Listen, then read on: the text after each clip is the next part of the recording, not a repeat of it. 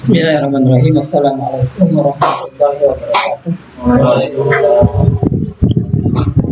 Innal hamdalillah nahmaduhu wa nasta'inuhu wa nastaghfiruh wa na'udzu billahi min shururi anfusina wa min sayyiati a'malina may yahdihillahu fala mudilla lahu wa may yudlil fala hadiya lahu. Asyhadu an la ilaha illallah wahdahu la syarika lahu wa asyhadu anna Muhammadan abduhu wa rasuluh la nabiyya wa la rasula ba'da. Allahumma salli ala Muhammadin sallallahu alaihi wasallam wa ala alihi wa ashabihi wa man tabi'ahum bi ihsanin ila yaumiddin. Saudara-saudaraku rahimakumullah, alhamdulillah segala puji hanya milik Allah Rabbul Alamin. Kita masih diperjumpakan, berarti kita masih diberikan usia panjang dalam keadaan nikmat sehat walafiat, dalam keadaan nikmat iman Islam. Tak lupa salawat serta salam semoga senantiasa Allah limpahkan, Allah curahkan kepada kekasih kita junjungan alam Nabi besar Muhammad sallallahu alaihi wasallam, kepada seluruh keluarganya, sahabatnya dan pengikutnya hingga akhir zaman.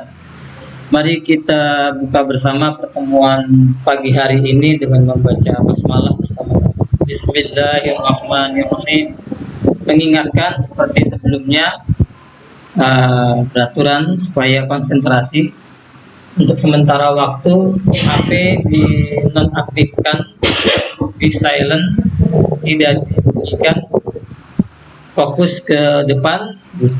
Kalau memang dipandang itu digetarkan, kalau dipandang itu penting, ada keluarga yang kurang sehat atau apa, bisa izin seperti itu karena itu dibenarkan oleh agama. Juga kita mengingatkan kajian kita ringan, ngopi, walaupun tidak ada kopi gitu ya, ngobrol penguat iman. Semakin hari, semakin setiap minggunya kita ngobrol, kita ketemu. Tujuannya apa sih? Tujuannya adalah agar iman kita makin kuat, makin kokoh. Dan pertemuan sebelumnya kita ada yel-yel. Ini layarnya lumayan besar. Saya mundurin dikit ya, biar ketemu ya. Pak, sayang. Nah, ya, lebih besar, bisa ke samping. Jadi supaya kita fokus, kita juga semangat, gitu, santai, kita nggak tegang, bersenang-senang gitu ya. Kalau disampaikan apa kabar hari ini, kita alhamdulillah luar biasa, tetap semangat, Allahu Akbar, gitu ya. Ini untuk membangkitkan rasa syukur kita. Kita masih diberikan usia panjang oleh Allah. Terus juga ini untuk menghilangkan gangguan. Kalau udah mulai husuk, nah, gitu ya. Begitu husuk langsung respon. Apa kabar hari ini? Alhamdulillah. Luar biasa, tetap semangat. Allahu Akbar. Ya, kita mulai ya. Apa kabar hari ini? Alhamdulillah, luar biasa, tetap semangat. Allahu Akbar. Terutama takbir itu harus, karena hanya Allah yang maha besar, kita kecil. Nah, pada hari ini juga kita mau seperti itu. Karena biasanya kalau ditanya kita ini diciptakan oleh siapa? Pasti jawabnya diciptakan oleh Allah. Tetapi terkadang kita ini sombong, dipanggil oleh Allah sebentar lagi kan duhur, Allahu Akbar, Allahu Akbar, ntar aja lah, misalnya kan seperti itu ya, tarasok gitu. Maka kita kecil apa? Nanti kita lihat, kecil kutu, apalagi kecil lagi. Nah, terus kalau kita nggak mau ibadah, apa ngaruhnya? Jangankan kita, sedunia kan begitu. Atau sealam semesta, kita lihat kecil apa kita. Jadi begitu kita menghadap Allah, Allahu Akbar, betul-betul Allah yang maha besar. Sebelumnya kami mohon maaf, tadi sudah saya coba lebih cepat karena ada kendala di motor. Saya pinjam motor orang lain, jadi kalau motor orang lain itu nggak pegangannya kan, stangnya juga agak ngeri juga kan gitu. Jadi ya seperti itu.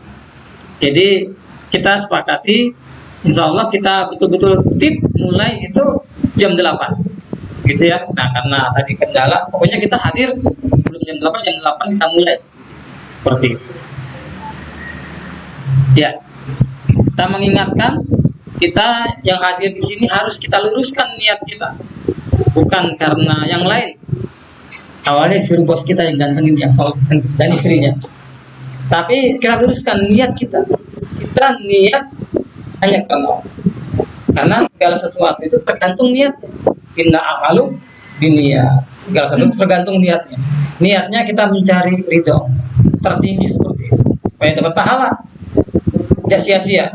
Nah, ini ada tayangan di awal supaya sebesar apa sih orang yang menghadiri majelis ilmu, terus kalau tidak sudah hadir ternyata pas mepet-mepet ustadznya berhalangan misalnya, atau ada kendala banyak, kayaknya bisa udah sampai sini tepat waktu, misalnya bocor dan yang lain, ya sia-sia, gak ada yang sia-sia. Seperti apa? Ini Ustaz Adi Hidayat menjelaskan kepada kita seperti apa sih besarnya, maka tergantung niatnya itu. Pahala akhirat pun gak ada apa-apanya kalau tidak diniatkan karena Allah. Seperti apa? Seperti ini.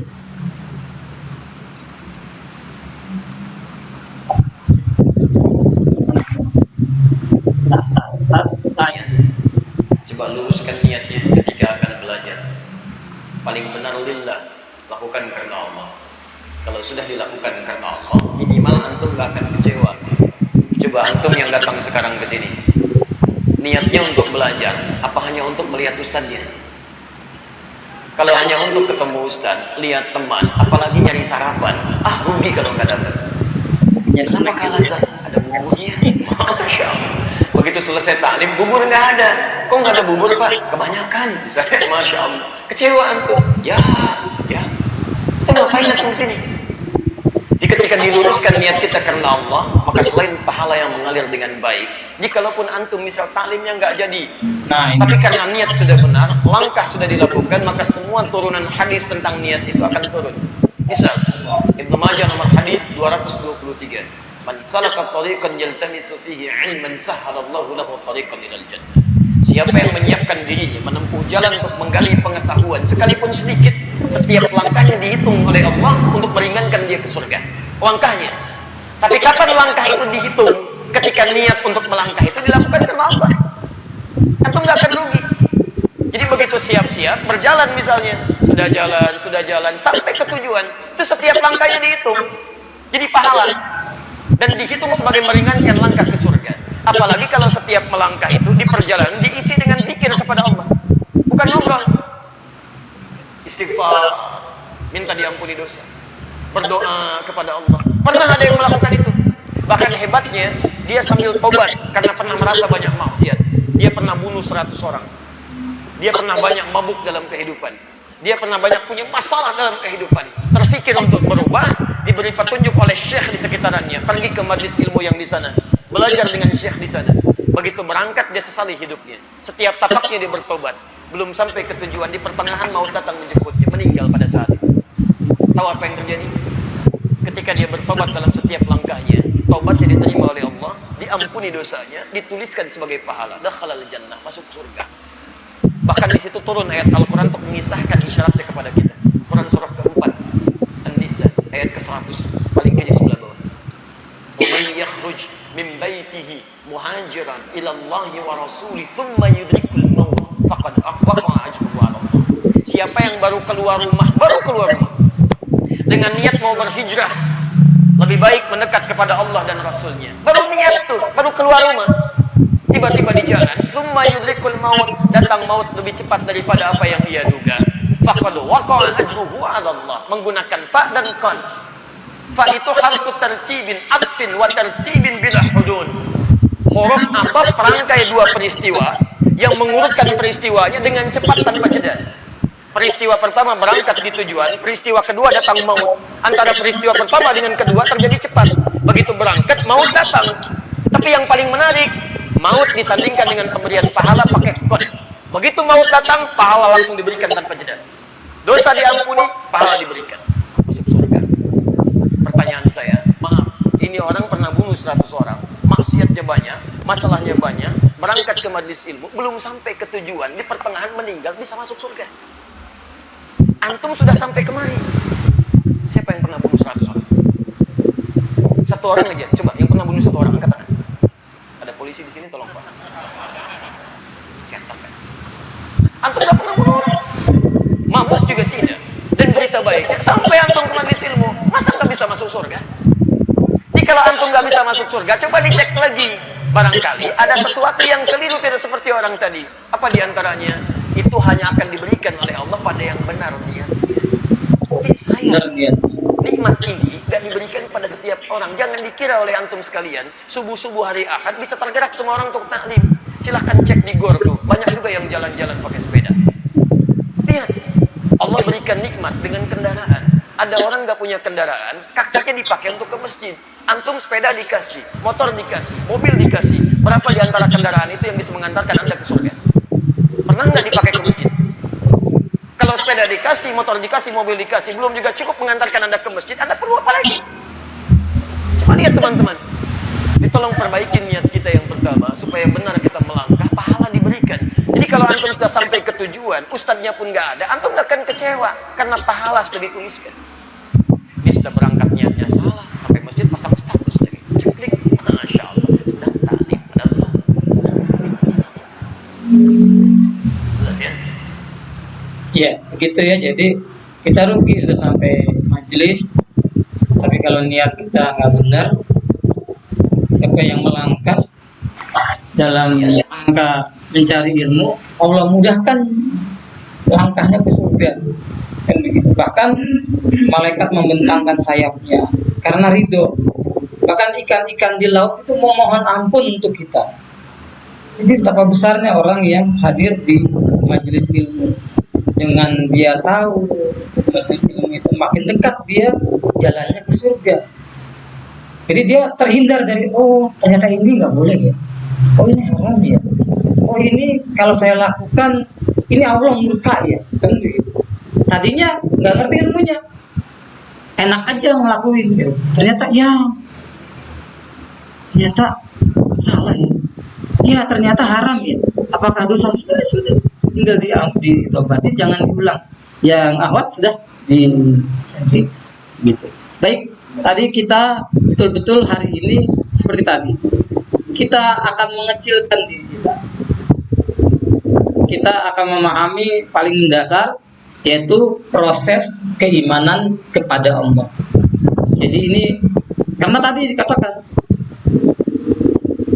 kita dibuat oleh siapa? Diciptakan oleh siapa? Oleh Allah. Tapi kok makhluk yang diciptakan oleh Allah, minum air Allah, menghirup udara Allah, kan gitu. Hidup di bumi Allah, tapi nggak mau pakai aturan Allah, kan gitu. Terlalu amat gitu ya. Si amat aja nggak terlalu begitu, kan gitu. Terlalu amat. Maka itu betul.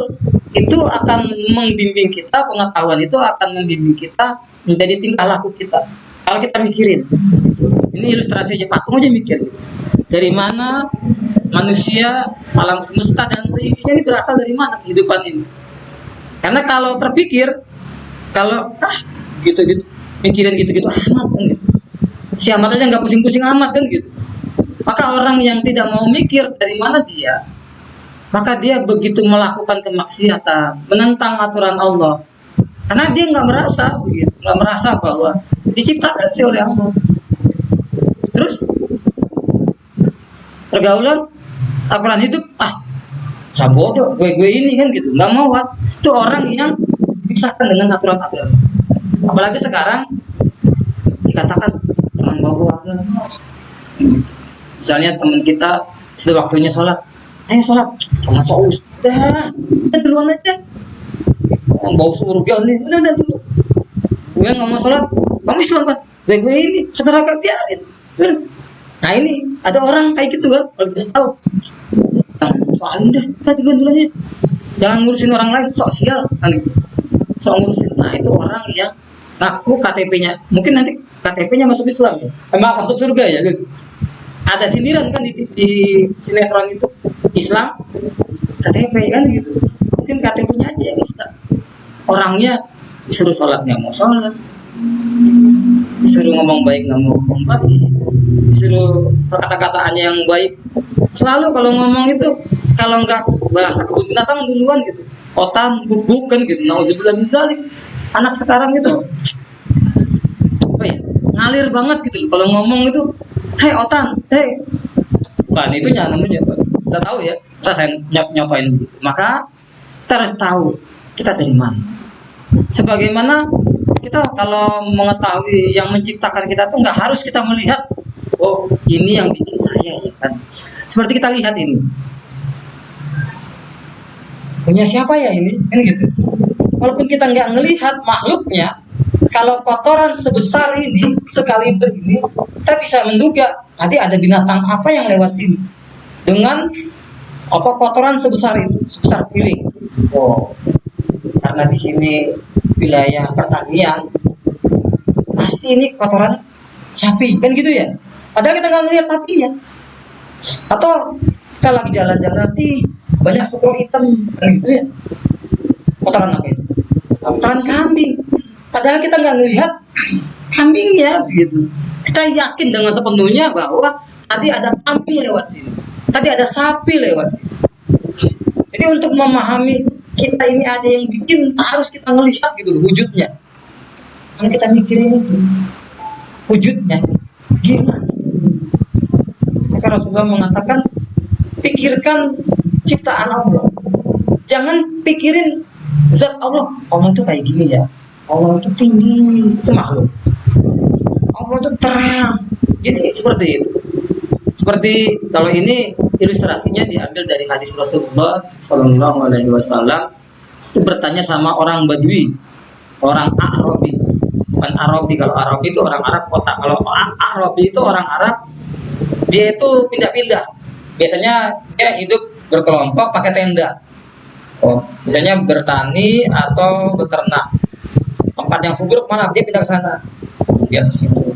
Nomaden, dia tidak punya tempat tinggal tetap, pakai tenda. Orang Arabi. Ciri-cirinya orang Arabnya itu hitam-hitam. Tanya Rasulullah kepada dia, "Wahai saudaraku, bagaimana engkau memahami adanya Allah?"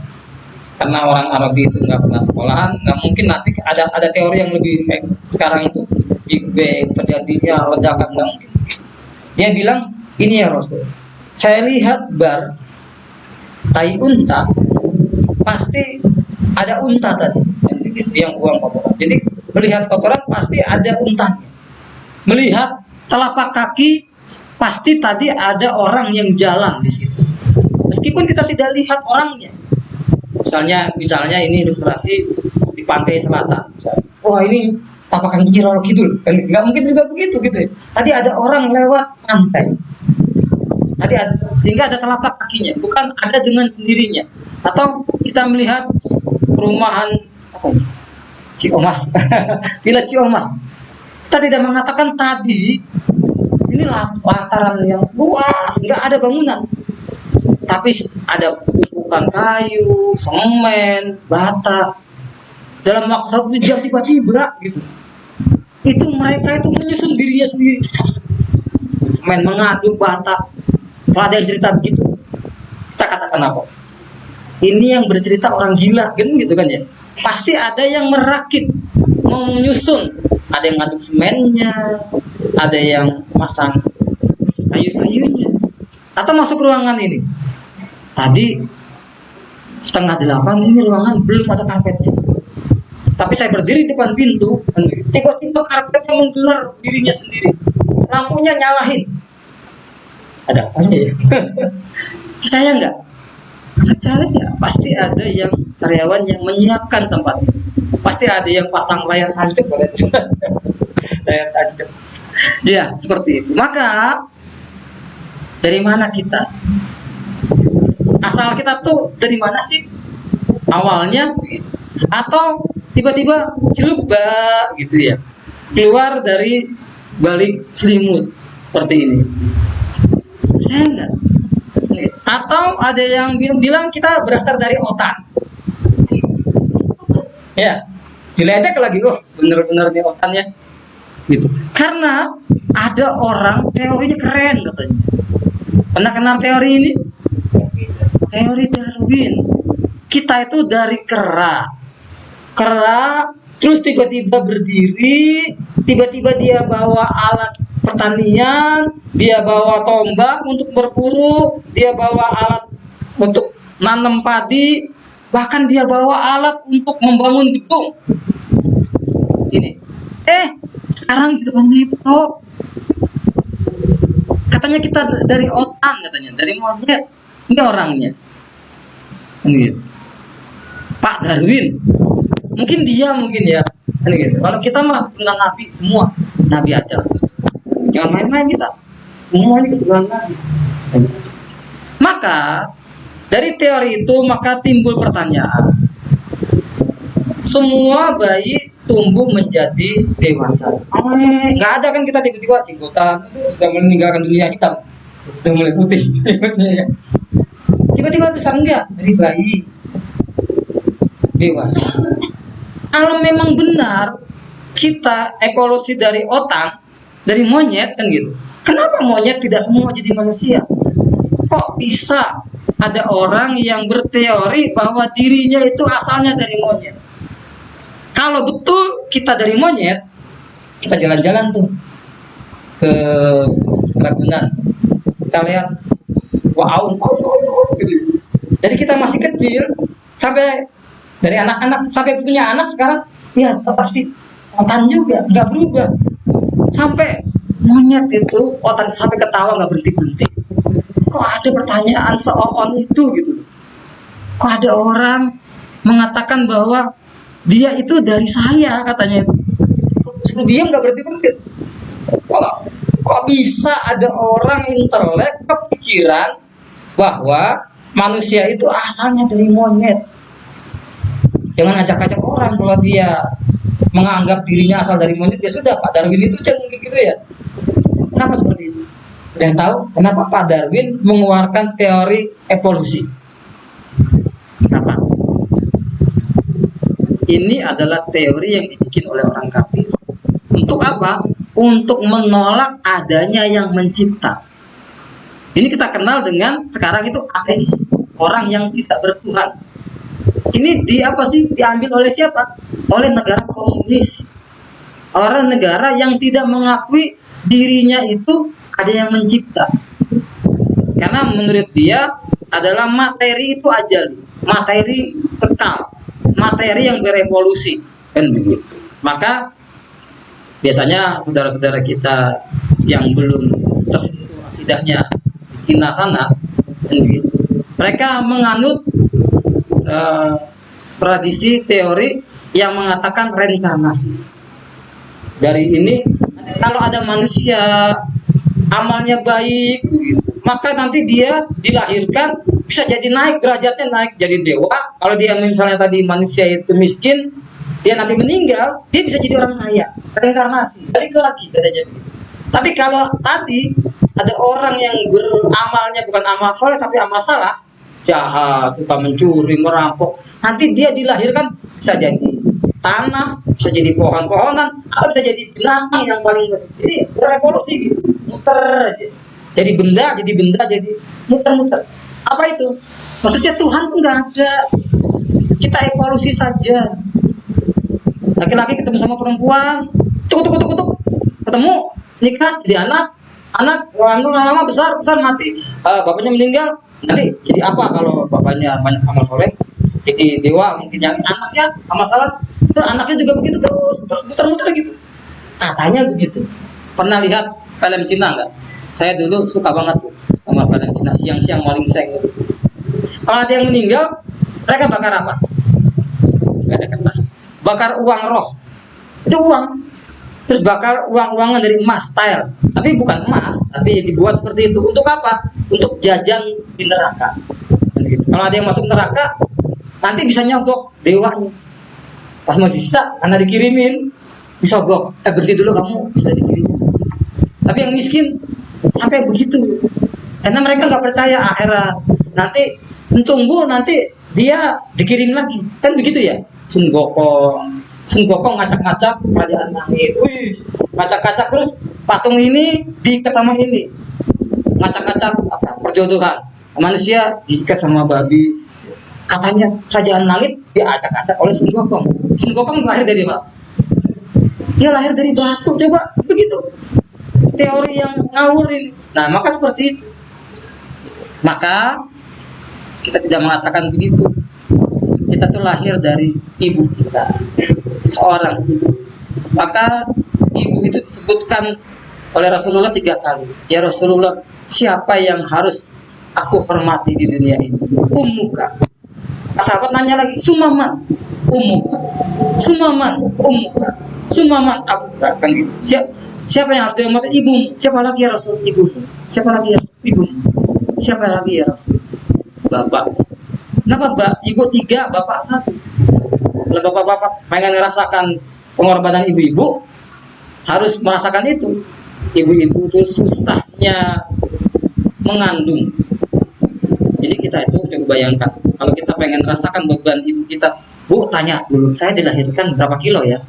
Oh, 3 kilo 3 on. Nah, tadi kelapa 3 kilo 3 on, gantung di perut, kemana-mana dibawa.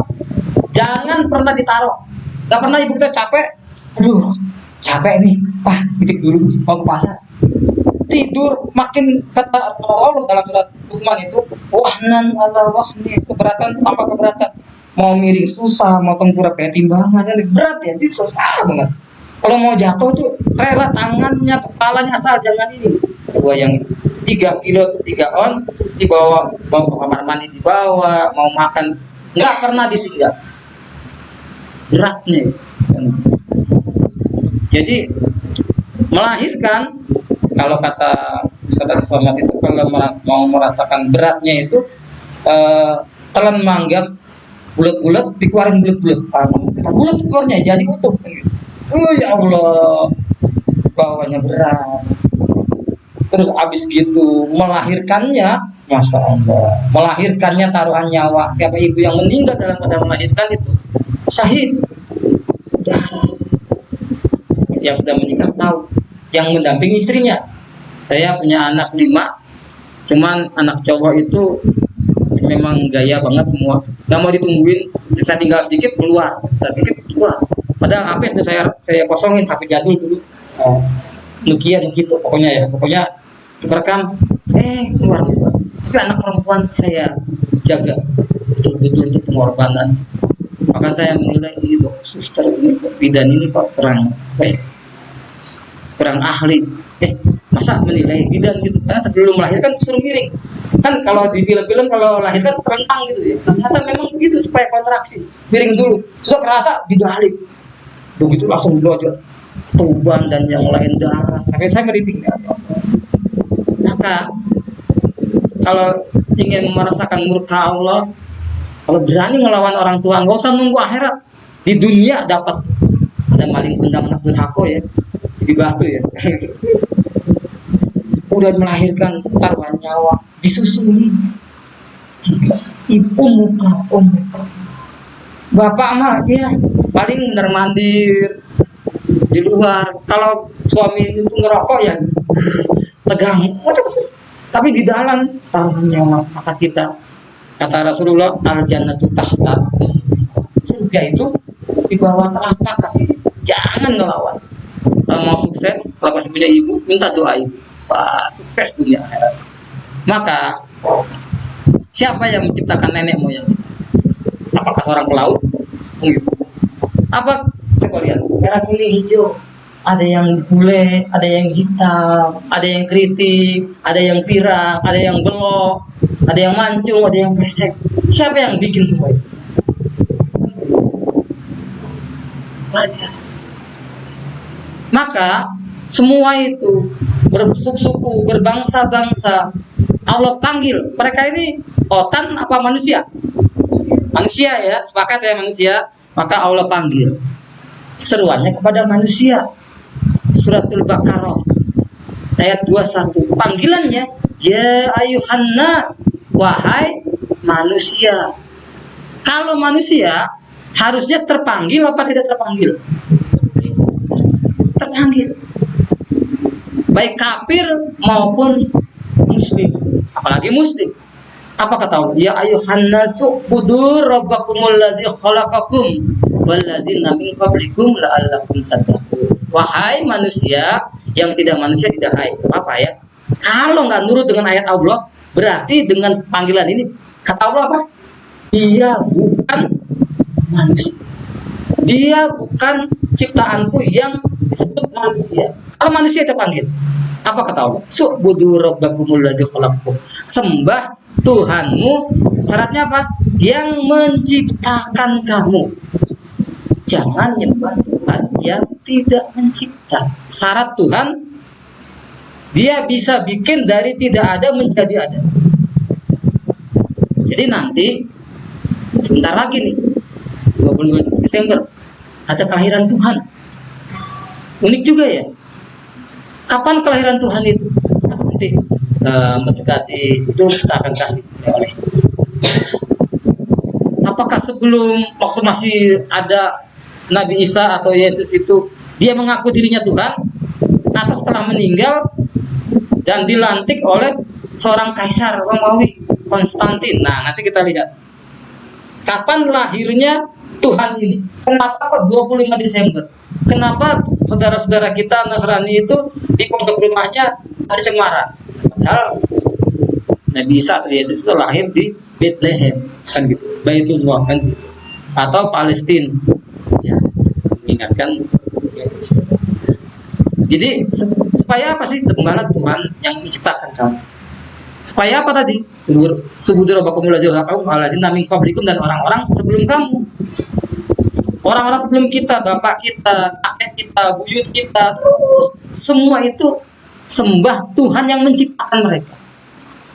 Supaya apa? Supaya la'allakum tattaqun, supaya bertakwa. Ada yang tahu takwa apa artinya? Setiap Jumat diingatin, kan gitu ya. Gak boleh mati. Ya ayyuhallazina amanu ittaqullaha haqqa tuqatih, bertakwalah dengan sebenar-benarnya takwa. Takwa itu intisalu awamirillah, menjalankan seluruh perintah Allah, kan gitu. Wasdinabu nawahihi, dan menjauhi seluruh larangan Allah. Jadi supaya kamu bertakwa, supaya kamu nurut, patuh, taat dengan aturan Allah. Kalau ada yang dilarang, ditinggalkan. Karena apa? Karena kita diciptakan oleh Allah, gitu ya. Baik. Terus dari apa sih bahan asal kita tuh, dari apa sih? Nah ini kita lihat asal kita.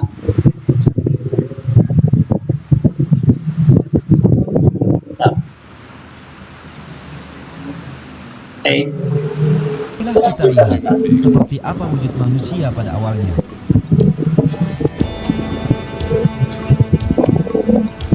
Sel tunggal dalam rahim sang ibu, sebuah wujud lemah yang membutuhkan perlindungan, lebih kecil daripada sebutir garam.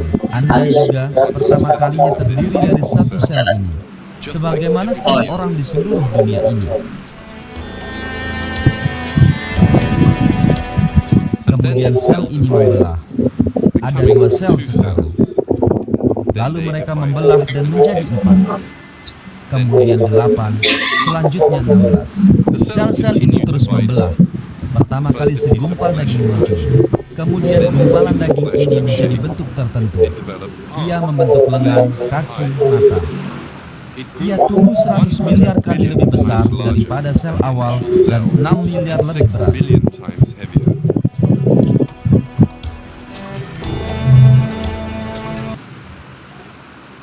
Iya, itu asal muasal kita dari satu sel, yaitu dari orang tua kita, dari sperma bapak kita dan ovum ibu kita, lebih kecil dari garam, kan gitu. Maka sel itu dibuahi, kan gitu. Maka dalam Quran surat Al-Mu'minun itu dijelaskan oleh Allah pertama kali min sulalatin min tin, dari sari pati tanah.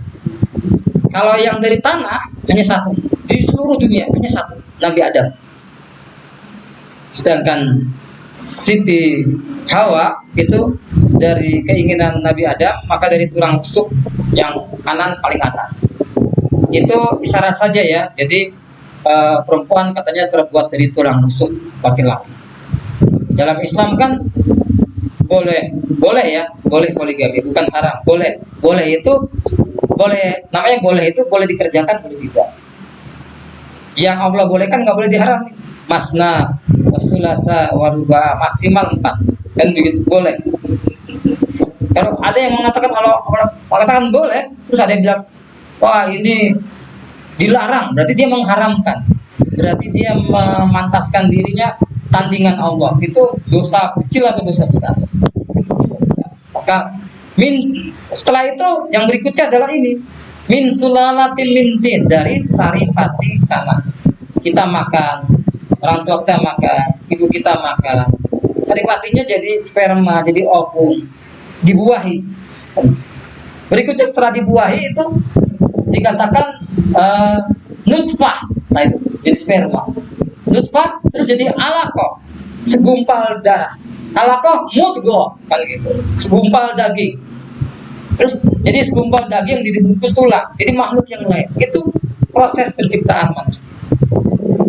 Sebelum ilmu kedokteran sekarang ditemukan tadi itu, kenapa sih tadi dari sel 1 bisa jadi 2 jadi 4, itu dengan cara apa? Itu namanya mikroskop elektronik. Sekarang bisa dipantau. Kalau dulu para sahabat kalau turun surat Al-Mu'minun sami'na wa ata'na. Sekarang teknologi menyingkap, ternyata Al-Quran lebih dulu. Karena Al-Quran turun dari Allah yang menciptakan manusia. Maka kita diingatkan oleh Allah Subhanahu wa ta'ala seperti ini. Karena ada orang yang tidak percaya bahwa Allah yang menciptakan semuanya, dan juga tidak percaya bahwa semua itu akan hancur. Setelah hancur dijadikan lagi. Hari kiamat tidak percaya. Maka Allah mengingatkan, Ya ayyuhan nasu in kuntum fi raibin minal ba'th fa inna khalaqnakum min turabin thumma min nutfatin thumma min 'alaqah ثم من علقة ثم من مضغة مخلقة وغير مخلقة لنبين لكم ونقر في الأرحام ما نشاء إلى أجل مسمى ثم نخرجكم طفلا ثم لتبلغوا أشدكم ومنكم من يتوفى ومنكم من يرد إلى أرذل العمر لكي لا يعلم من بعد علم شيئا وترى الأرض هامدة فإذا أنزلنا عليها الماء اهتزت وربت وأنبتت من كل زوج بهيج. Wahai manusia, jika kamu ragukan hari kebangkitan, maka sesungguhnya kami telah menjadikan kamu dari tanah, kemudian dari setetes mani, kemudian dari segumpal darah, kemudian dari segumpal daging yang sempurna kejadiannya dan yang tidak sempurna, agar kami jelaskan kepada kamu, dan kami tetapkan dalam rahim menurut kehendak kami sampai waktu yang sudah ditentukan. Kemudian kami keluarkan kamu sebagai bayi. Kemudian dengan berangsur-angsur, kamu sampai kepada usia dewasa. Dan di antara kamu ada yang diwafatkan, dan ada pula di antara kamu yang dikembalikan sampai usia sangat tua, pikun. Sehingga dia tidak mengetahui lagi sesuatu yang telah diketahuinya. Dan kamu lihat bumi ini kering. Kemudian apabila telah kami turunkan air hujan di atasnya, hiduplah bumi itu dan menjadi subur dan menumbuhkan berbagai jenis pasangan tumbuhan yang indah. Iya, jadi sini Allah mengingatkan Panggilannya kembali, ya ayuhan nas, wahai manusia, jika kamu dalam keraguan tentang kebangkitan, masa dari tulang belulang bisa hidup lagi? Dari mana? Kalau dulu orang kafir Quraisy dibilangin gitu, menggali, ambil pacul, gali kuburan, ambil tulang Muhammad kayak gini, bisa ada yang ragu. Sekarang juga ada, mana mungkin, kalau sudah jadi tulang mah hancur udah. Maka hidup di dunia ini ya fun-fun aja gitu ya, muda koya-koya, tua kaya raya, mati masuk surga. Ada tuh prinsip kayak gitu tuh. Prinsip apaan sih? Nanti ragu dia kan gitu. Sesungguhnya kami telah menjadikan Allah ingin balikan kamu tuh dari tanah awalnya, dari tanah, kemudian dari setetes mani. Kita tuh udah dewasa semua, mimpi ikhtilam kan dari itu. Kalau lengket risi nggak? Risi kita. Kalau ahwat itu ya sel telurnya kalau masih belum menikah maka haid, rontok sel telur itu sakit. Setelah dibuahi maka perempuan itu tidak akan haid. Dia kayak istri saya buat anaknya. Mudah-mudahan doain anak-anak kami laki-laki 3, perempuan baru 2, mudah-mudahan perempuan. Jadi setelah dibuahi ya nggak akan haid. Masa hamil haid gitu, sudah terbuang. Jadi setetes mani, baik okum maupun sperma sama. Kemudian apa? Segumpal darah, daging dan seterusnya tadi dia. Setelah itu ditetapkan di dalam rahim. Rahim itu nempel alak seperti apa ya? Seperti lintah nempel di rahim, menghisap. Dan sampai pada waktu ditentukan, kemudian kemudian kami keluarkan kamu sebagai bayi yang berangsur-angsur sampai pada dewasa. Kadang-kadang itu sebelum yang jadi bayi, kemudian yang sempurna, yang kemudian segumpal daging yang sempurna kejadiannya. Ada yang sempurna, tapi ada yang nggak sempurna. Belum waktunya ternyata banyak goncangan, keguguran, keluar, belum sempurna. Masih gumpalan darah,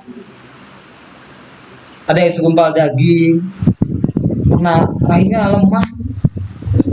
Waktu anak kami yang pertama itu, waktu di Solo itu, naik sepeda, pengajian saya gonceng lewat rel, ternyata kuat juga goncangan. Tapi ada yang goncangan sedikit saja, rawan. Di awal-awal itu gampang. Ada yang sempurna, ada yang tidak sempurna, keluar keguguran. Agar apa? Agar kami jelaskan kepadamu tempat rahim sampai waktu tertentu, kemudian dikeluarkan untuk bayi berangsur-angsur. Ada yang tua, tapi ada juga yang masih muda meninggal.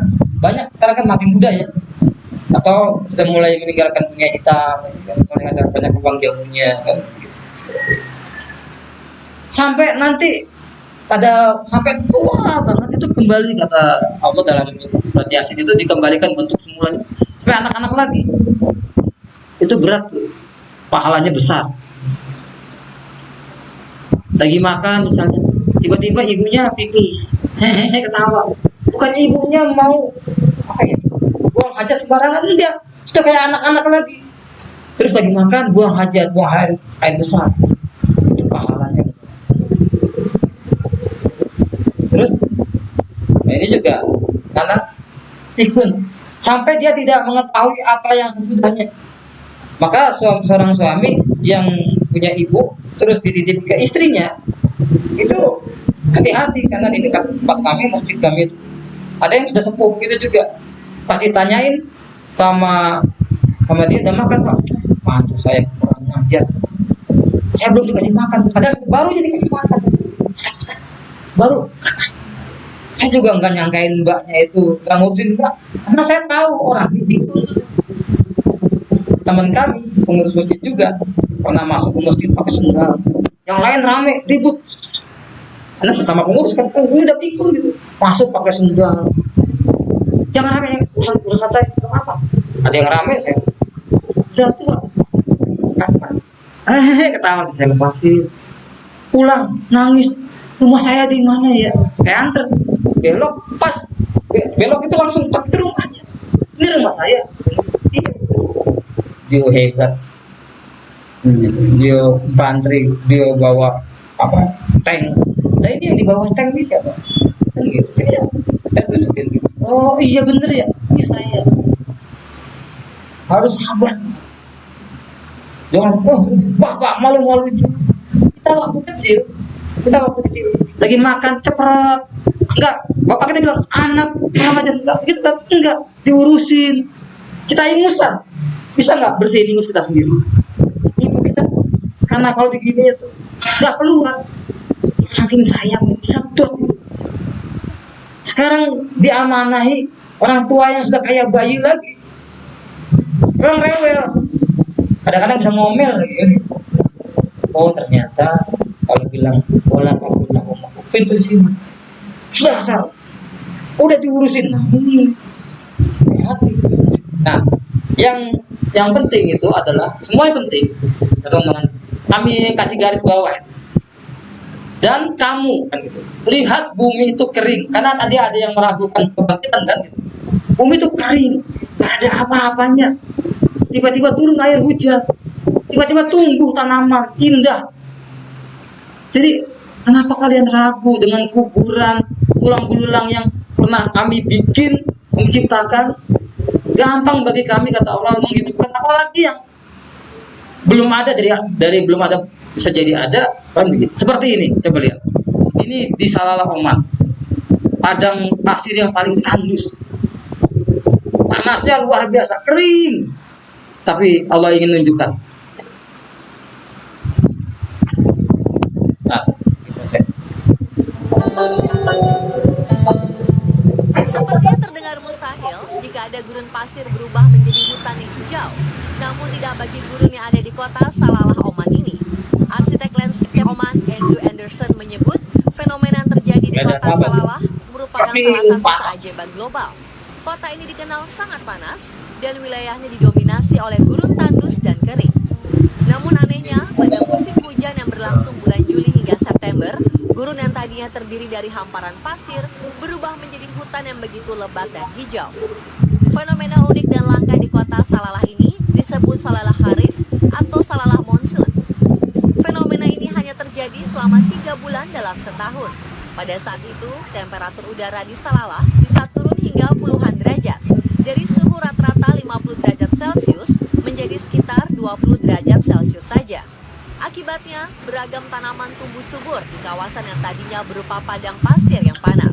Saat gurun berubah menjadi hutan, akan muncul pula air terjun lengkap dengan aliran sungai di permukaannya.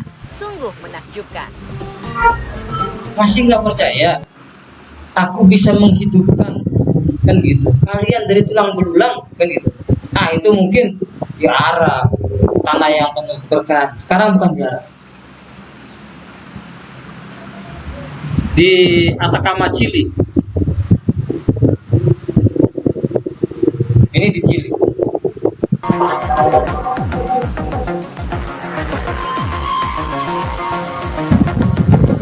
Anda pernah mendengar tentang gurun Atacama?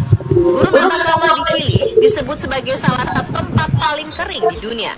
Uniknya, ada salah satu fenomena unik dan langka yang terjadi di gurun ini, di mana padang gurun yang biasa dipenuhi pasir tersebut menjadi ladang yang penuh dengan bunga cantik berwarna pink setelah hujan turun cukup lebat. Fenomena langka ini disebut dengan flowering desert atau gurun berbunga. Fenomena langka tak masuk akal ini hanya akan terjadi jika gurun mendapatkan hujan cukup bahkan melimpah. Gurun Atacama sendiri sebenarnya merupakan tempat asal lebih dari 200 jenis bunga. Namun yang paling mendominasi adalah bunga cantik berwarna pink atau yang dikenal dengan mellow. Nah, kenapa seperti itu? Ini kan tiba-tiba turun hujan. Nanti kan kering lagi. Bijinya itu ada di dalam itu, dalam tanah itu. Tapi kan keringnya luar biasa kan gitu. Orang melihat itu gurun pasir. Tapi begitu Allah turunkan air hujan, tadi ayat tadi, kamu lihat kamu tumbuh-tumbuhan yang indah. Seperti itulah. Maka setelah kita lihat itu, maka apakah layak kita dari mani menjadi penentang Allah yang nyata seperti ini? خلق الإنسان من نطفة فإذا هو خصيم مبين. Dia telah menciptakan manusia dari mani. Ternyata dia menjadi pembantah yang nyata. Tuh, ini kita, kata Allah. Masih kurang puas? Ini nanti malam selalu dibaca surat Yasin. Nah, di dalam surat Yasin juga kita diingatkan dari mani. Jadi penentang yang nyata, nauzubillah min dzalik. Nanti malam dibaca ini selalu. أولم ير الإنسان أنا خلقناه من نطفة فإذا هو خصيم مبين. Dan tidakkah manusia memperhatikan bahwa kami menciptakannya dari setetes mani? Ternyata dia menjadi musuh yang nyata. Tuh, kata Allah. Dari mani, dari nggak ada, dari tidak bisa kita sebut makhluk hidup. Suruh beribadah, suruh beramal soleh, suruh taat dengan aturan Allah, nggak mau. Jadi pembantah, penentang. Berapa lama sih sholat? Malah nggak jujur, ya Allah. Bahkan berani mengatakan aturan Islam, ajaran Allah itu nggak layak di Indonesia. Coba, saya rasa Allah itu tidak layak jadi Tuhan di Indonesia. Padahal dia makan hidup di bumi Allah, makan rezeki Allah, menghirup udara Allah. Terlalu amat bukan? Terlalu amat itu kan gitu ya.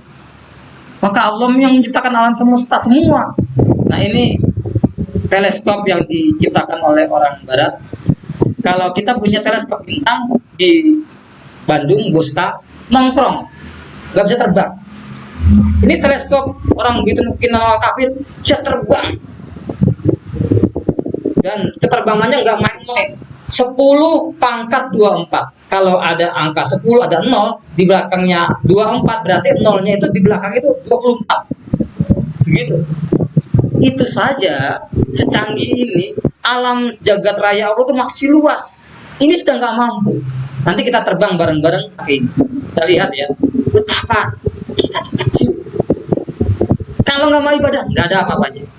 Nah, dengan penemuan ini maka tertangkaplah radiasi kejadian alam semesta jutaan ribuan tahun yang lalu. Maka dikenal dengan Big Bang. Big itu besar, Bang itu letakan besar. Cider. Begitu. Ini teori yang paling masuk akal oleh orang kafir, terjadinya alam semesta awalnya dengan ledakan besar. Tadi nggak ada, tiba-tiba sendiri itu meledak. Yeah. Ditangkap dengan foto supernova tadi, teleskop bintang Hubble. Apa kata bentuknya? Kita lihat. Tuh, bentuknya seperti bunga mawar, ada kelopak-kelopaknya gini ya. Ada kilapan seperti minyak, gitu kan? Itu abad-abad ini telat, sangat-sangat telat. Dalam Quran surat Ar-Rahman, Allah sudah jelasin itu. Apa kata Allah? Ya, suaranya nggak ada. فإذا انشقت السماء فكانت وردة كالدهان. Maka apabila langit telah terbelah dan menjadi merah mawar seperti kilauan minyak, فبأي آلاء ربكما تكذبان. maka nikmat Tuhanmu yang manakah yang kamu dustakan? Langit terbelah, terpisah. Tadinya nggak ada yang bisa. Jadi seperti merah mawar, seperti kelopak 8 minyak kalau goreng begini. Maka dalam Quran surat Ar-Rahman, Rabbi ayyi ala'i rabbikuma tukadziban. Ada berapa kali ulangan? 3? Yang kencang? Subhanallah. Siapa namanya? Haji. Betul kata Haji. Gak main-main. 31 kali. Kenapa? Karena kita suka dusta. Nikmat disebutin wafi ayyi ala'i rabbikum. Nikmat Tuhan yang mana kamu dustakan? gimana rezeki? Nah, parah, belum gajian, utang banyak, ada gigi sehat, mata sehat, semua sehat, nggak kita syukuri, kita bohong. 31 kali itu menunjukkan nikmat, ingatkan nikmat, supaya kita tuh nggak mendustakan Allah, supaya kita membesarkan Allah, nurut dengan aturan Allah. Dalam surat Al-Anbiya juga Allah mengingatkan, apakah orang kafir itu tidak memperhatikan, mengetahui bahwa langit dan bumi tadinya nyatu, kami pisahkan dan kami jadikan segala sesuatu berasal dari air. Kita dari air, sperma, gitu ya. Tadi tuh tumbuh-tumbuhan, ada biji, tiba-tiba turun air, tumbuh kan? Tumbuh. Nah, ini yang saya janjikan tadi. Fokus ya, kita lihat. Bayangkan perumpamaan ini kita kadang-kadang sombong, dipanggil Allah nggak mau nurut. Coba, kalau ini kan kelihatan besar ya. Coba kita lihat. Ini misalnya kita tidur di lapangan, kita akan terbang. Sebesar apa kita? Ayo terbang, woi. Nah,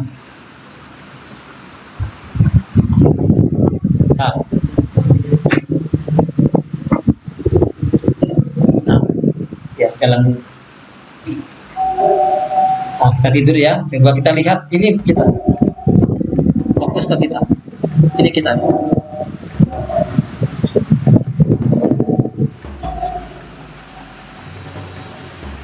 10 meter. Itu ya, 0-nya 1. Nah, mana kita? Kelihatan nggak? 100. Terus mana? Kelihatan? Di sini kita tadi. Segede kutu. Mana? Kutunya ngetawain kita. Mau sombong apa? Lihat kotanya ya. Terus baru 10 pangkat 4. Mulai kelihatan benuanya. Terus mana kita? Tuh di situ tuh, di tanda itu tadi.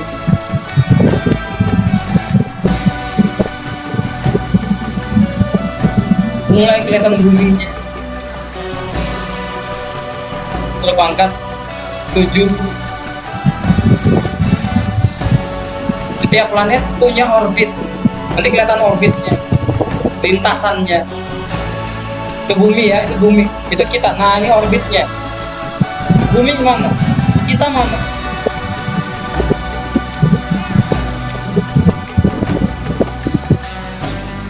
Karena sudah nggak fokus, kita nggak kelihatan. Kita fokus ke yang ini ya. Ini matahari. Jadi yang sebesar ini tuh matahari nanti. Terus kita mana? Yang sebesar ini matahari. Kita lihat.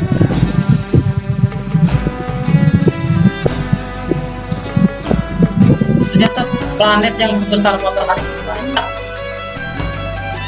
Nggak kelihatan.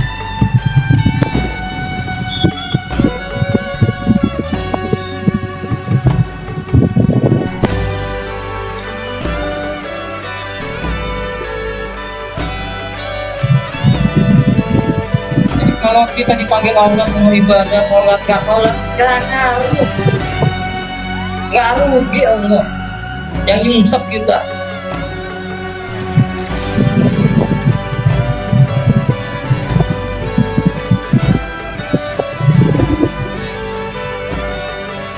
Nah, ini debu-debu galaksi. Ternyata galaksi Allah di jagat raya itu tidak hanya satu, ini galaksi. Ini galaksi. Ini galaksi. Galaksi. Banyak.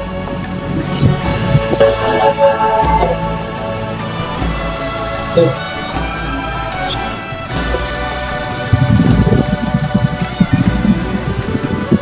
Canggih-canggihnya buatan manusia mentok nanti ya di 10 pangkat 24. Padahal jagat raya Allah itu masih luas. Hubble-nya nggak bisa terbang lagi, udah mentok, nggak kuat.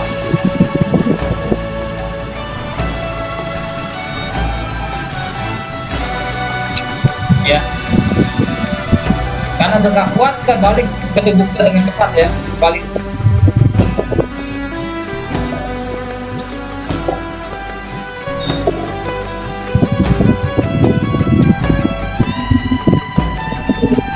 Itulah maha sempurnanya Allah, maha besarnya Allah. Allahu Akbar itu di situ.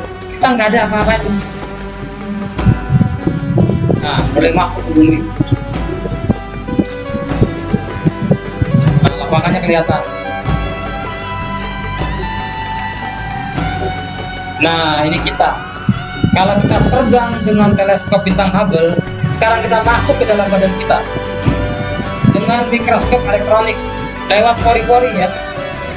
10 pangkat min 1 lewat lubang pori-pori. Tuh, mulai kelihatan rambut tangan kita. Betapa sempurnanya Allah menciptakan kita. Lubang pori-pori. Kita masuk lewat situ.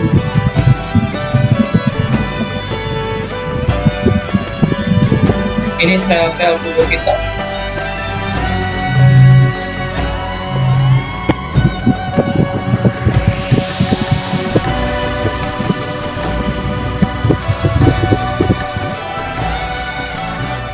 Ini yang disebut dengan rantai DNA.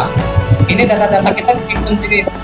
Nanti kalau kita nikah, anak kita tuh nanti, misalnya kita melakukan kejahatan, darah kita netes, bisa dicek. Ada yang terbakar di pesawat, antigen, antimortem. Nah ini DNA, sel DNA. Ternyata di dalam tubuh kita juga luas.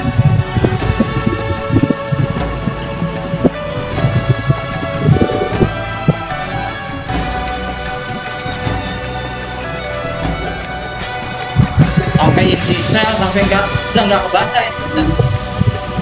Nah ini inti sel paling dalam.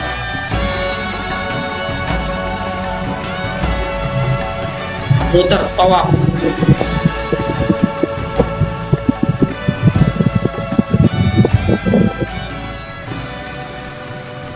Ada apa di dalamnya? Udah blank tuh ciptaan manusia tuh. Mulai nggak kebaca, nggak kelihatan. Padahal masih ada yang lebih kecil lagi, planet seperti itulah. Nah, inilah galaksi. Diameternya, lingkaran itunya 50.000 tahun cahaya. Tuh, terdapat 100 miliar benda yang sebesar yang itu tuh, tanda panah itu. Sebesar ini, sebesar matahari. 100 miliar benda sebesar matahari. Satu galaksi.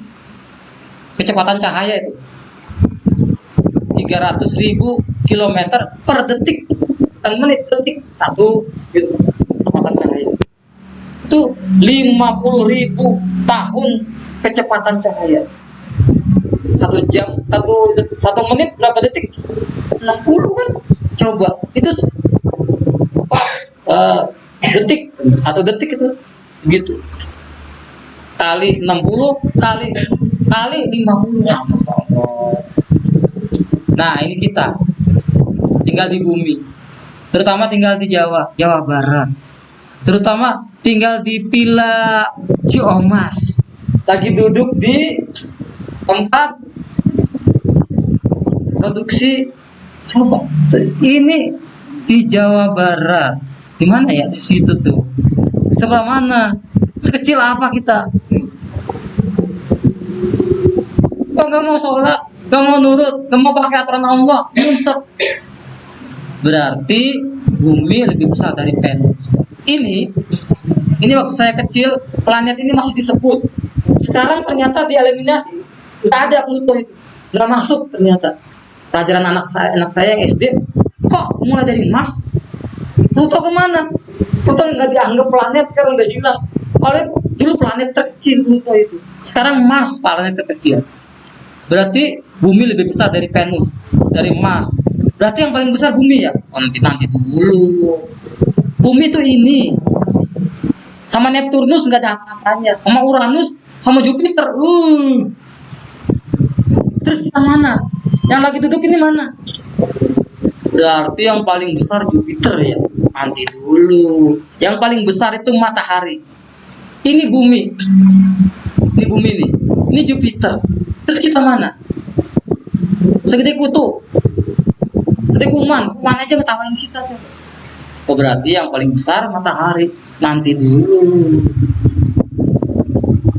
Ini matahari. Nih. Mana bumi? Mana kita? Mana kita? Ya Allah. Jangan nantang aturan Allah. Berarti yang paling besar itu Neptunus ya Ustaz? Oh enggak. Enggak. Ini Arturnus. Ini matahari nih. Bumi mana bumi? Kita mana kita? Berarti yang paling besar Antares? Enggak juga. Ya Allah, kok berani dengan yang bikin hidup, kok nantang? Ini yang terbaru yang kami ketemukan. Kalau dulu sampai yang ini sih dulu waktu materi kami. Sekarang yang ini belum ketemu lagi. Gitu. Ternyata coba segitu. Terus kita ngomong begini bahwa suruh tunduk, patuh, taat dengan aturan Allah. Jangan nentang aturan Allah. Ada yang ngeledek kami gitu. Mau pakai aturan Islam. Yang turun zaman unta, coba ngeledek coba. Suruh mikirin keajaiban unta saja nggak nyampe akalnya. Coba, apa kata Allah?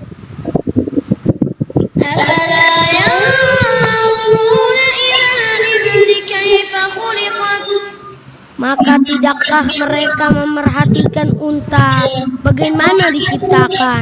Unta ini kendaraan padang pasir. Nggak ada ceritanya seling. Sehebat apa unta ya?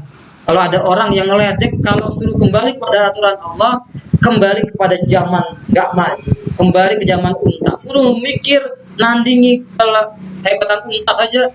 Coba kehebatannya seperti apa sih unta ini? Coba kita lihat. Unta dapat bertahan hidup hingga 8 hari pada suhu 50 derajat tanpa makan atau minum. Ketika unta yang mampu berjalan tanpa minum dalam waktu lama ini menemukan sumber air, ia akan menyimpannya. Sekali minum, Unta mampu meminum air sebanyak sepertiga berat badannya dalam waktu 10 menit. Ini berarti 130 liter dalam sekali minum. Dan tempat penyimpanannya adalah punuk unta.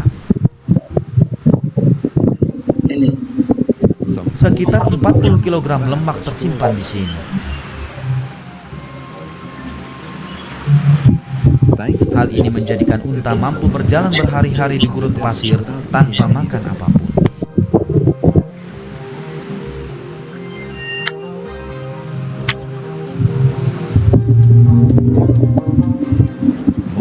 Kebanyakan makanan di gurun pasir adalah kering dan berduri. Namun sistem pencernaan pada unta telah diciptakan sesuai dengan kondisi yang sulit ini. Gigi dan mulut binatang ini telah dirancang untuk memungkinkannya memakan duri tajam dengan mudah. Perutnya memiliki desain khusus tersendiri sehingga cukup kuat untuk mencerna hampir semua tumbuhan di gurun pasir. giginya.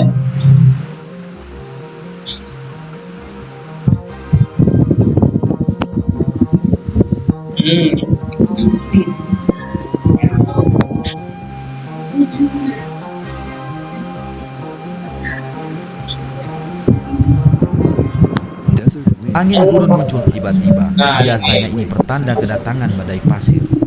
Butiran pasir menyesakkan nafas dan membutakan mata.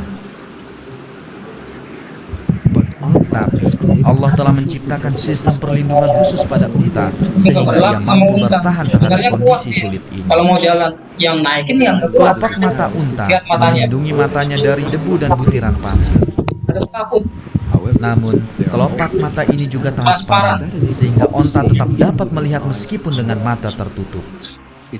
Bulu matanya yang panjang dan tebal khusus diciptakan untuk mencegah masuknya debu ke dalam mata. Hidungnya canggih. Terdapat pula desain khusus pada hidung unta.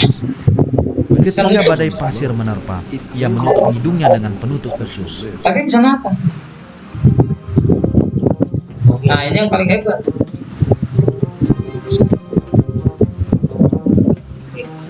Salib. Mau Lamborghini.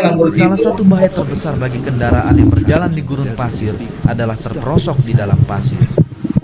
Tapi ini tidak terjadi pada unta, sekalipun ia membawa muatan seberat ratusan kilogram, karena kakinya diciptakan khusus untuk berjalan di atas pasir. Telapak kaki yang lebar menahannya dari tenggelam ke dalam pasir dan berfungsi seperti pada sepatu salju.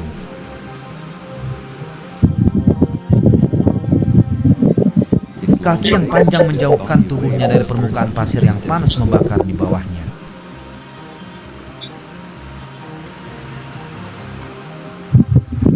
Tubuh unta tertutupi oleh rambut lebat dan tebal. Ini melindunginya dari sengatan sinar matahari dan suhu padang pasir yang dingin membeku setelah matahari terbenam.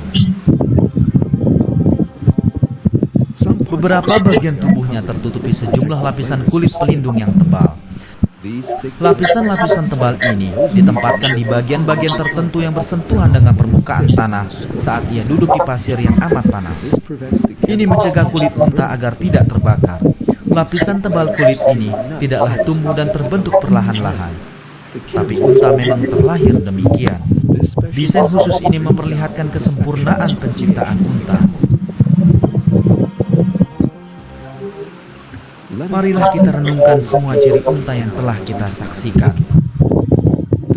Sistem khusus yang memungkinkannya menahan haus, punuk yang memungkinkannya bepergian tanpa makan, struktur kaki yang menahannya dari tenggelam ke dalam pasir, kelopak mata transparan, dan bulu mata yang melindungi matanya dari pasir. Hidung yang dilengkapi desain khusus anti badai pasir, struktur mulut, bibir dan gigi yang memungkinkannya memakan duri dan tumbuhan gurun pasir. Sistem pencernaan yang dapat mencerna hampir semua benda apapun. Lapisan tebal khusus yang melindungi kulitnya dari pasir panas membakar. Rambut permukaan kulit yang khusus dirancang untuk melindunginya dari panas dan dingin. Tak satu pun dari ini semua dapat dijelaskan oleh logika teori evolusi, dan kesemuanya ini menyatakan satu kebenaran yang nyata. Unta telah diciptakan secara khusus oleh Allah untuk hidup di padang pasir dan membantu kehidupan manusia di tempat ini. Iya. Jadi nggak mungkin teori evolusi itu dibantah. Secanggih itu masa ada dengan sendirinya, kan gitu. Nggak ada yang bikin seperti itu. Canggih, sekali minum dia tahan 8 hari nggak makan nggak minum. Suhunya ekstrim, 50 derajat Celcius. Mobil mana yang tahan? Bos, mobilnya canggih. 8 hari nggak minum, nggak makan, orangnya nggak makan. Mobil mana? Motor mana kan? Tapi sekali berhenti dalam 10 menit itu 130 liter. Tadi kan begitu. Cadangannya lemah.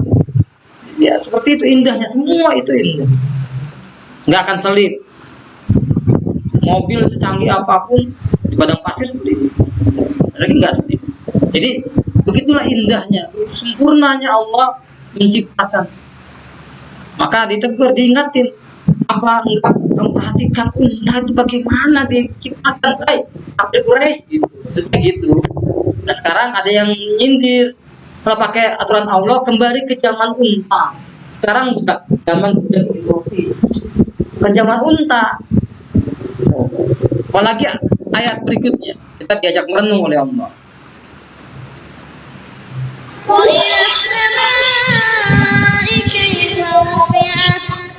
Dan langit bagaimana ditinggikan? Kalau ini apa namanya ya? Langit. Kata Allah, bagaimana langit Allah? Cuma satu pakai. Dan langit, bagaimana ditinggikan? Sekarang langit-langit ini bagaimana ditinggikan? Dia butuh tembok, butuh tiang. Nah, kalau langit Allah mau pakai apa? Bahkan kalau kita lihat pas langit itu nggak ada awannya, kan bening begitu ya. Kayak gini nih. Ibaratnya ini langit kan tanpa awan, biru indah gitu ya. Kamu kata Allah sampai sebelumnya, kamu tidak akan melihat di langit itu ada cacatnya, ada belang-belangnya, ada retaknya. Tidak ada langit Allah itu. Walaupun dilihat berkali-kali gitu. Allah ingatkan dalam Quran surat Al-Mulk surat ke-67 ayat 4 kan begitu. Oh, dilihat lagi. Itu kan Tabarakalladzi biyadihil mulku kan gitu ya. Surat Tabarak. Ibu bilang itu surat Tabarak. Surat Al-Mulk kan gitu. Atau di surat Qaf tidak ada sedikit pun retak-retak. Coba kalau kita teliti ini langit buatan manusia, langit. Tapi langit Allah sampai bosan kita teliti, ada retaknya kan? Tidak ada sempurnanya. Itu langit. Bagaimana Allah ciptakan gunung?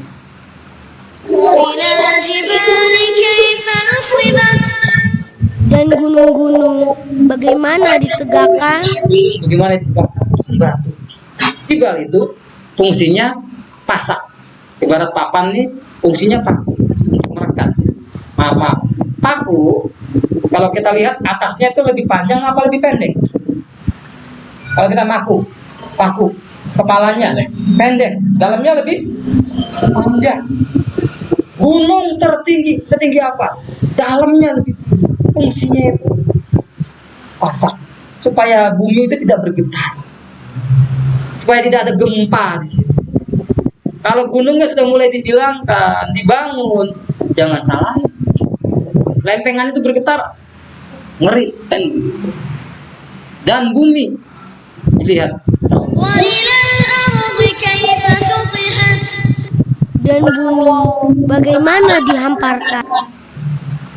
Dalam Quran surat Al-Ghasyiyah surat ke-88 ayat 17 sampai.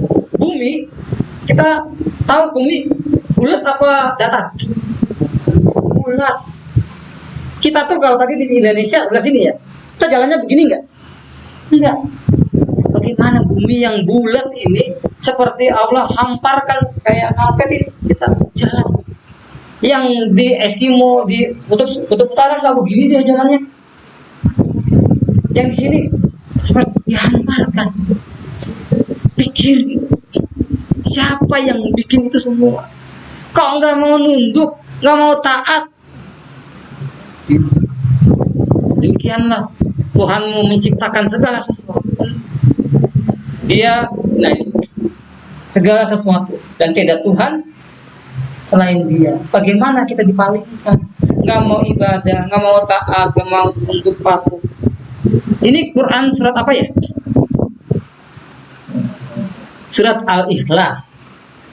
Biasanya dalam Al-Quran itu kalau disebut Al-Baqarah pasti disebutkan bakarohnya, sapinya, sapi betinanya. Kalau disebutkan Quran surat Ali Imran, bukan Al Imran ya, bacanya Ali. Ali itu keluarga, Imran itu Imran. Nanti akan disebutkan Imrannya. Maryam disebutkan Maryamnya, Muhammad. Tapi Quran surat Al-Ikhlas, ada nggak kata-kata ikhlas di situ? Nggak ada. Maka kita diminta oleh Allah beribadah itu muflisina lahuddin, beribadah itu ikhlas, bukan supaya dipanggil ustaz, dia dipanggil anak soleh kan gitu, anaknya Pak Soleh kan gitu ya, anak soleh. Coba kul huwallah, katakan Allah itu esa itu bukan apa, esa hilang dua berbilang. Kalau satu itu bukan esa, satu itu berbagi, satu itu berkurang kan gitu. 10 kurang 9 1. 10 bagi 10 1. Esa tidak bisa dipisah-pisah, tunggal. Maka tidak ada Tuhan itu beranak, tidak ada Allahus Samad, tempat bergantung segala sesuatu. Lam yalid walam, enggak beranak dan tidak diperanakan. Ada anak Tuhan. Nah, tolong baca, sebutkan nama Tuhan dengan cepat. Tuhan. Jadi apa? Tuhan. Jadi hantu. Nauzubillah min dzalik. Tidak beranak dan tidak lam yalid wa lam yakul lahu kufuwan ahad. Allah itu berbeda. Mungkin Allah tuh kayak gini. Alhamdulillah. Kalau mau lihat Allah nanti pertemuan berikutnya itu Allah akan menjelaskan dalam Al-Quran yang bukti bahwa Al-Quran itu kalam Allah, nanti seperti itu dengan catatannya kita masuk surga, setelah dapat nikmat surga semua, nanti ada bonus diangkat tirai, baru kita melihat zat Allah, wujud Allah, kenikmatan bidadari atau kenikmatan surga yang kita rasakan semua hilang dengan kita melihat, oh ini yang nikmat terbesar hanya diperuntukkan bagi orang yang masuk surga. Mau melihat Allah, mau masuk surga, maka nggak ada jalan lain, kita melakukan amal soleh, bukan amal salah, meskipun namanya juga bukan si soleh gitu ya. Terakhir, peringatan Allah. Saya nyampaikan Quran suratul Baqarah ayat 28. Sudah disampaikan dari mani begini-begini, terus kita mau sombong kecil, gak ada apa-apanya ya. Terakhir, kaifa takfuruna billah wa kuntum amwatan fa ahyaakum summa yumitukum summa yuhyikum summa ilaihi turja'un. Kaifa takfuruna billah, kenapa kamu kafir? Enggak mau nurut dengan Allah, kan begitu. Padahal tadinya kamu tuh amwatan, mati. Tidak bisa disebutkan makhluk hidup. Cairan mani itu disebut hidup enggak? Enggak. Kita mati 2 kali dan hidup 2 kali. Kita lihat ya di ayat ini. Jadi dikatakan kaifa takunu wa kuntum amwat, tadi mati. Fa ahyakum, lalu kami hidupkan kamu. Kenapa pakai kata-kata lalu Allah menghidupkan kamu. Fa ahyakum. Terus kita hidupnya sekarang. Summa yumitu. Nanti kamu dimatikan. Sekarang ini hidup, maka orang yang masih hidup biasanya kalau dia tidur malam doanya apa ya? Bismika Allahumma ahya wa bismika amut, atau amut wa ahya, silakan ada redaksinya begitu ya. Dengan namamu ya Allah aku hidup, dan dengan namamu ya Allah aku mati. Itu mati sementara.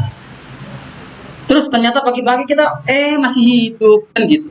Doanya alhamdulillahillazi ahyana ba'dama amatana wa ilaihin nusur. Segala puji bagimu ya Allah yang telah menghidupkan aku ba'dama amatana, sebelumnya engkau mematikan aku, wa ilaihin nusur, padamu kamu kembali, kan begitu. Nanti kita seperti itu. Akhirnya nanti kita sumayumitukum akan mati kan gitu. Summa ilaihi turja'un, dan nanti akan kembali kepada Allah. Kita dihidupin tuh di akhirat. Kamu dari umur sekian melakukan amal soleh ini, amal salah ini, ditimbang. Dan yang banyak berat amal kebaikannya masuk surga. Yang ringan amal Allah tuh ya, yang ringan amal kebaikannya, nggak ada jelek. Berat kebaikannya, berat keburukannya, nggak ada. Allah nggak pernah ngomong jelek. Siapa yang berat kebaikannya dia beruntung, siapa yang ringan kebaikannya dia bukan gitu, seperti itu. Maka peringatan Allah, maka kita akan kembali. Tidak boleh kita menumpuk amal salah, amal soleh. Posisi kita ini setiap hari kita nabung amal baik atau amal buruk, bekerja yang baik apa bekerja yang buruk, ngomong yang baik apa ngomong yang buruk. Posisi kita menentukan. Demikian yang bisa kami sampaikan. Pertemuan berikutnya kita akan mendalami dari mana Al-Quran berasal. Maka dosa jangan ditambah, stop, tobat. Iman jangan dikurang. Iman Islam, timbang Islam gak dapat apa-apa kan gitu. Lebih baik saya jual Islam wani piro. Kan banyak orang yang jual Islam sekarang, jual ayat yang haram jadi halal. Hati-hati, ulama pesenan, ngeri. Jadi gitu ya. Jadi teman-teman, kami berpesan sekarang ini kita pamai ya amal misqala dzarratin khairaya, kita nabung menitik. Tapi sebaliknya pamai ya amal misqala saraya, maka tidak ada kata lain, semakin hari kita ketemu semakin tunduk. Kalau mulai kita nggak tunduk, kita mikir tuh segede kutu aja hilang kita ya, hancur kita kalau nggak mau tunduk dengan aturan Allah. Demikian yang bisa disampaikan. Sebelumnya kalau mau ada yang di sharing pendalaman silakan, kalau tidak ya kami ucapkan selamat bekerja dan semangat bekerja. Kandoyo. Dengan kajian ini kita makin rajin ibadah. Dengan kajian ini kita tidak berani mengambil milik milik teman kita, jahilin teman kita. Nggak ada yang tahu, Allah lihat sekecil zarah. Baik gitu ya teman-teman, mudah-mudahan teman-teman semakin kita ketemu, semakin kita menjadi orang yang soleh, menjadi orang yang baik, menjadi orang yang taat, sehingga kita dikumpulkan di akhirat surganya Allah Subhanahu wa ta'ala. Jangan ada cita-cita masuk neraka. Kurang lebihnya mohon maaf, kalau tidak ada yang ditanyakan kita tutup dengan tidak henti-hentinya bersyukur kepada Allah Subhanahu wa ta'ala dengan hamdalah.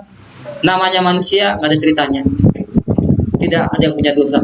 Kita semua walul khata wa nisyan, tempatnya salah dan lupa. Mudah-mudahan dengan istighfar Allah ampuni. Dan kita tutup majelis ini dengan doa kafatul majelis. Siapa tahu tersisip hal-hal yang buruk, semoga Allah memaafkan. Kita tutup dengan hamdalah, istighfar dan doa kafatul majelis sama-sama. Alhamdulillahirabbil alamin. Astaghfirullahal azim. Subhanakallahumma wa bihamdika asyhadu an la ilaha illa anta astaghfiruka wa atubu ilaik. Kurang lebihnya mohon maaf. Wassalamualaikum warahmatullahi wabarakatuh. Ya, silakan, ini ada santapan dari Pak Bos. Santapan rohaninya sudah, jasmaninya sekarang. Terima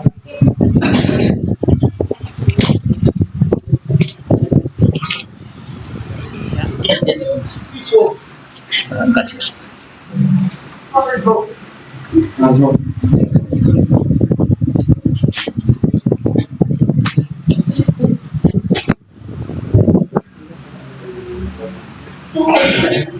you.